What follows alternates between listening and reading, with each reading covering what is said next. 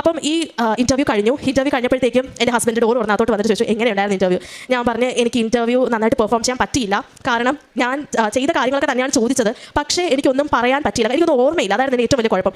അപ്പം എൻ്റെ ഹസ്ബൻഡ് പറഞ്ഞു സാരമില്ല പോട്ടെ, ഇത് നമുക്കൊരു എക്സ്പീരിയൻസ് ആയിട്ട് കൂട്ടാം. അപ്പോഴും എൻ്റെ അമ്മയും അച്ഛനും പറഞ്ഞു നമുക്ക് നോക്കാം, ചിലപ്പോൾ കിട്ടിയാലോ എന്ന്. അപ്പോഴും എനിക്ക് വിശ്വാസം ഇല്ലായിരുന്നു, കാരണം ഞാൻ പറഞ്ഞിട്ടില്ല ഇൻ്റർവ്യൂ, എൻ്റെ പെർഫോമൻസ് അങ്ങനെയല്ല എന്നുള്ളൊരു തോന്നൽ എനിക്കുണ്ടായിരുന്നു. അപ്പോഴത്തേക്കും എല്ലാം കഴിഞ്ഞു. എൻ്റെ കയ്യിൽ അപ്പോഴും കാശ് കൊണ്ട് എൻ്റെ പാൻറ്റിൻ്റെ പോക്കറ്റിൽ ഞാൻ ഇട്ടുകൊണ്ടിരിക്കുക, അവർ വിളിക്കുന്നവരെ എൻ്റെ കയ്യിലുണ്ട്, എൻ്റെ കയ്യിൽ പിടിക്കാൻ പറ്റുന്ന സമയത്തൊക്കെ പിടിച്ചുകൊണ്ടിരിക്കുക.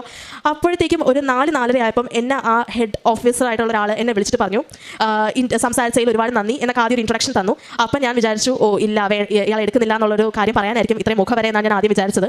പെട്ടെന്ന് അവരെന്നോട് പറയുകയാണ് ഞങ്ങളുടെ സീനിയർ പോസ്റ്റായ ഒരാൾക്ക് ടെക്നിക്കൽ കൺസൾട്ടൻ്റ് ആയിട്ട് ഇയാൾ ഞാൻ സെലക്ട് ചെയ്തിട്ടുണ്ട് എന്ന്. അപ്പം എന്തെങ്കിലും കാശിന് കൊണ്ട് ഞാൻ മാതാവിന് അപ്പം തന്നെ രൂപ കൊടുത്തു. കാരണം വെച്ച് കഴിഞ്ഞാൽ ഞാൻ പ്രതീക്ഷിച്ച ഒരു വാർത്ത എൻ്റെ മാതാവ് എനിക്ക് ഏൽപ്പിച്ചു. അതും ഞാൻ കോഴ്സ് കംപ്ലീറ്റ് ആയിട്ട് 1.5 മാസം ആയതേ ഉള്ളൂ. ഈ ഒരു ചുരുങ്ങിയ അളവിലൊക്കെ ജോലി കിട്ടുക എന്ന് പറയുന്നത് വളരെ വളരെ അനുഗ്രഹത്തിൻ്റെ ഒരു കൃപയും കൂടെയാണ്.